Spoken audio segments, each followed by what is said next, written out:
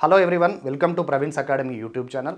ఈరోజు మనం ఈ వీడియోలో మనకి ఏఎస్ఓ మరియు ఎంపీఎస్ఓ అసిస్టెంట్ స్టాటిస్టికల్ ఆఫీసర్ లేదా mandal planning and statistical officer పోస్టుల గురించి, అలానే నోటిఫికేషన్ ఎప్పుడు వచ్చే అవకాశాలు ఉంది, దీనికి సంబంధించిన ఎలిజిబిలిటీ ఏంటిది, అలానే నోటిఫికేషన్ ఈ ఆగస్టులో వస్తుందా, సెప్టెంబర్లో వస్తుందా, అసలు ఎప్పుడు అవకాశం ఉంది అనే వివరాలు తెలిపే ప్రయత్నం చేద్దాం. ముందుగా మనకు ఏఎస్ఓ నోటిఫికేషన్ అనేది తెలంగాణ రాష్ట్రం ఏర్పడిన తర్వాత మనకు మొట్టమొదటిసారిగా తెలంగాణలో 2018లో సుమారుగా 400 పోస్టుల పైచులకు నోటిఫికేషన్ రావడం జరిగింది. తర్వాత మళ్ళీ ఆఫ్టర్ 8 లాంగ్ ఇయర్స్లో మళ్ళీ ఇప్పుడు 2026లో దీని మీద ఆశలు చిగురిస్తున్నాయి. మనకు ఈరోజు మధ్యాహ్నం నుండి విపరీతంగా ఒక ఆస్పెక్ట్ అనేది సర్క్యులేట్ అవుతుంది.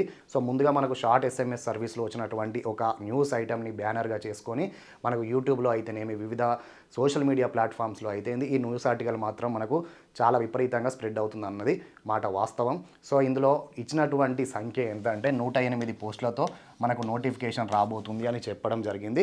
అదే ఒక నెల క్రితం మనకు విపరీతంగా జరిగినటువంటి సర్క్యులేషన్లో భాగంగా 180 ఏఎస్ఓ పోస్టులు యొక్క నోటిఫికేషన్ రాబోతుందని మనకు చాలా విపరీతంగా సర్క్యులేషన్ జరిగింది. మళ్ళీ ఆఫ్టర్ 1 మంత్ వచ్చేసరికి 108 అంటున్నారు. దీని మీద ఎవరికి ఎటువంటి స్పష్టత లేదు. నోటిఫికేషన్ మాత్రం మనకు ఖచ్చితంగా మనకు ఈ చూస్తే మటుకు ఆగస్టు లేదా సెప్టెంబర్లో వచ్చే అవకాశం మాత్రం మనకి చాలా స్పష్టంగా కనిపిస్తున్నది. బిఫోర్ దసరా ఈ నోటిఫికేషన్ అయితే ప్రభుత్వం విడుదల చేసే అవకాశం ఉంది. అలానే ఇప్పటి వరకే మనకు తదుపరి ఇచ్చినటువంటి నోటిఫికేషన్ ఎస్ఐ అయితే కానిస్టేబుల్ అయితేనేమి ఆ డేట్స్ కూడా మనకు క్లాష్ అవ్వకుండా, అలానే సెంట్రల్ ఎగ్జామ్స్ కూడా క్లాష్ అవ్వకుండా, ఎటువంటి క్లాషెస్లో అవ్వకుండా మనకి నోటిఫికేషన్ జారీ చేసే అవకాశం ఉంది. వన్స్ నోటిఫికేషన్ వస్తే ఖచ్చితంగా 4 నెలల వ్యవధిలో లేదా 5 నెలల వ్యవధిలోనే పరీక్ష ఉండే అవకాశం కూడా మనకు ఉంటుంది. ఒకసారి మనము 2018 నోటిఫికేషన్ని గమనిస్తే అందులో మనకు పేపర్ 1 వచ్చేసి 150 మార్క్స్కి ఉండేది, కంప్లీట్గా జనరల్ స్టడీసు. అలానే పేపర్ 2 వచ్చేసి మనకి 150 మార్క్స్ కంప్లీట్గా స్టాటిస్టిక్స్ అనేది ఉంది. ఎందుకంటే దాని name itself indicates the post is completely related to statistics. ASO assistant statistical officer అంటున్నాం అంటే statistics plays a key role అని కూడా చెప్పొచ్చు. ఎందుకంటే 50% of the syllabus completely belongs to స్టాటిస్టిక్సే. మరి ఇప్పుడు నోటిఫికేషన్లో మరి మనకు సిలబస్లో ఏమైనా మార్పులు చేర్పులు ఉంటాయా, లేదా స్టాటిస్టిక్స్ సబ్జెక్ట్ యొక్క వెయిటేజ్ పెరుగుతుందా లేక తగ్గుతుందా, జనరల్ స్టడీస్కి కొంచెం ఇంకెక్కువ ప్రామినెన్స్ ఇచ్చి పెరుగుతుందా లేక తగ్గుతుందా అనే మాట మనకి ఎటువంటి స్పష్టత లేదు. వన్స్ నోటిఫికేషన్ వస్తేనే ఏ విషయమైనా స్పష్టత ఇచ్చే అవకాశం ఉంటుంది, స్పష్టత వచ్చే అవకాశం కూడా ఉంటుంది. అలానే మనం చూస్తే ఈ statistics 150 marks plays a key role in the ASO job కొట్టడానికి one of the most important aspect ఈ స్టాటిస్టిక్స్. ముందుగా ఇటువంటి పేపర్ క్రైటీరియా 300 మార్కులతో మనకు పోయినసారి ఎగ్జామ్ జరిగింది. మళ్ళీ ఈసారి బహుశా ఇదే ఉండే అవకాశం కూడా ఉంటుంది. ఏమన్నా మార్పులు ఉన్న ఎగ్జామ్ ప్యాటర్న్లో పెద్ద మార్పులు అయితే ఉండవు. ఎందుకంటే ఇదే ప్యాటర్న్ని కొనసాగిస్తూ ఒక చిన్న మార్పులు చేయవచ్చు సిలబస్లో భాగంగా, లేకపోతే మార్కులు తగ్గించడం పెంచడం అనే ఒక చిన్న మైనర్ చేంజెస్ చేస్తారు, కానీ ఒక పెద్ద సంఖ్యలో అయితే మనకు మార్పులు చేర్చారు. అలానే ఒకసారి ఎలిజిబిలిటీ చూస్తే, ఎందుకంటే ఎవరైనా సరే ఒక నోటిఫికేషన్ వచ్చినప్పుడు 2 ఆస్పెక్ట్స్ ఎక్కువ చూస్తారు. ఒకటేమో ఎలిజిబిలిటీ, రెండోది వచ్చేసి నెంబర్ ఆఫ్ పోస్ట్, లేదా అప్పుడప్పుడు మనం చూసే ఏంటంటే సిలబస్ మీద ఆల్రెడీ మనకు క్లారిటీ ఉంటుంది. ఎందుకంటే స్టాటిస్టిక్స్ జాబ్ కాబట్టి స్టాటిస్టిక్స్కే 50% మనకు వెయిటేజ్ ఉంటుందనే అంశం చాలామందికి తెలుసు. దీనికి ఉన్నటువంటి ఒక స్పెషాలిటీ ఏంటంటే ఇది అన్ని డిగ్రీస్ ఎలిజిబుల్ కాదు.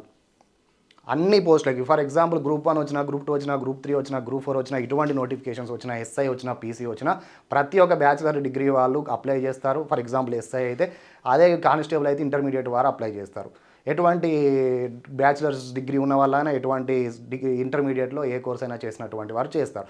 But here there are certain conditions అండి ఎలిజిబిలిటీలో. ఆ ఎలిజిబిలిటీ కండిషన్స్ ఎవరైతే సాటిస్ఫై అవుతారో వారు మటుకే మనకి ఈ పోస్ట్కి ఎలిజిబిలిటీ ఉంటుంది. ఎవరు first of all bachelors degree in statistics as one of the main subject, this is mandatory.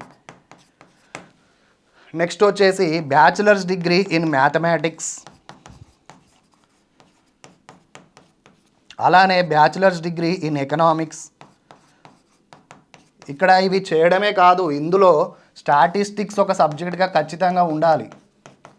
ఎలా ఉండాలి అంటే ఒక 1 అకాడమిక్ ఇయర్ ఉండాలి.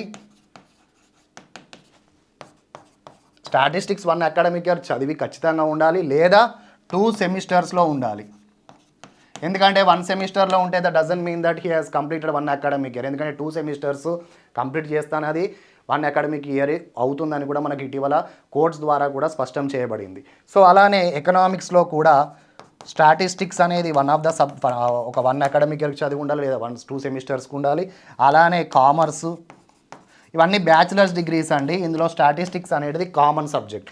నెక్స్ట్ కంప్యూటర్ సైన్స్, ఇక్కడ statistics, mathematics, economics, commerce, computer science. ఇందులో ఇంపార్టెంట్ ఆస్పెక్ట్ ఏంటి, స్టాటిస్టిక్స్ చదివి ఉండాలి. 1 అకాడమిక్ ఇయర్, 2 అకాడమిక్ ఇయర్స్ అయినా నో ఇష్యూ, 3 అకాడమిక్ ఇయర్స్ అయినా నో ఇష్యూ. 1 అకాడమిక్ ఇయర్ అంటే ఖచ్చితంగా 2 సెమిస్టర్లో ఈ సబ్జెక్ట్ ఉండి తీరాలి. సో ఇటువంటి బ్యాచిలర్స్ డిగ్రీ చేసినటువంటి వారు మాత్రమే ఈ ఏఎస్ఓ పోస్ట్కి ఎలిజిబిలిటీ ఉంటుంది. ఎందుకంటే the name itself indicates that it is related to statistics. So we cannot expect that without statistics as the subject we can apply for ASO or MPSO. So statistics అనేది mandatory. So ఈ subjects యొక్క eligibility criteria అనేది ఉన్నప్పుడే మనం ఈ ASO పోస్టులకి మనం eligibility అవుతాము.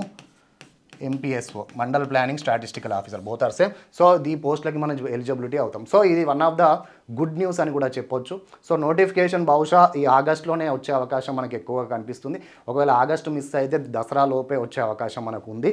సో ఎప్పుడు వచ్చినా సరే స్టాటిస్టిక్స్ అనేది మనకు అందరికీ చాలా కొత్తనే. ఎందుకంటే దీని మీద మనం ఎక్కువ కొందరు తప్ప చాలా తక్కువ పర్సంటేజ్ దాని మీద ఇంట్రెస్ట్ ఉంటుంది, చదివి ఉంటారు. కానీ మిగతా వారికి ఇది కొత్త సబ్జెక్ట్ కిందనే ఉంటుంది. ఈ స్టాటిస్టిక్స్ సిలబస్ కూడా మనకు డిగ్రీ లెవెల్లో ఇస్తారు.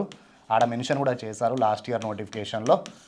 ఫస్ట్ పేపర్ వచ్చేసి మనకు క్లియర్ కట్గా general studies, everything is common, current affairs, international relations, లేకపోతే science and technology, geography, Telangana, Indian economy, Telangana economy, Indian history, Telangana history, and also Telangana movement. అలానే basic English, reasoning, aptitude, next అలానే general science ఉంటుంది. ఇవన్నీ aspect general స్టడీస్లో common. Second paper వచ్చేసి statistics, 150 marks, complete వచ్చేసి 300 marks. So this is the exam pattern అండి, this is the eligibility criteria అండి. So మనకైతే ఈరోజు మధ్యాహ్నం అయితే ఒక న్యూస్ వెలువడింది. అదొక స్పెక్యులేషనా మరి ఒరిజినల్ న్యూసా, అది ఎప్పుడైనా సరే మనకు గవర్నమెంట్ నుంచి స్పష్టత వచ్చి నోటిఫికేషన్ వస్తే తప్ప మనకు తెలియదు. But the very fact is ASO notification అనేది బహుశా ఈ నెలల లేదా 2 నెలల వ్యవధిలో మాత్రం వచ్చే అవకాశాలు మాత్రం కనిపిస్తుంది. వస్తే మాత్రం చాలా సంతోషం. ఎందుకంటే ఆఫ్టర్ 8 లాంగ్ ఇయర్స్ ఈ నోటిఫికేషన్ వస్తుంది. చాలా మంచి పోస్ట్ ఇది, మంచి శాలరీ ఉన్నటువంటి పోస్టు, మంచి సొసైటీలో మంచి రెస్పెక్ట్ ఉండే అటువంటి పోస్ట్ అని కూడా మనం చెప్పొచ్చు. సో ఈ వీడియోలో మనము ఒక చిన్న ప్రయత్నం చేసాం, ఒక బ్రీఫ్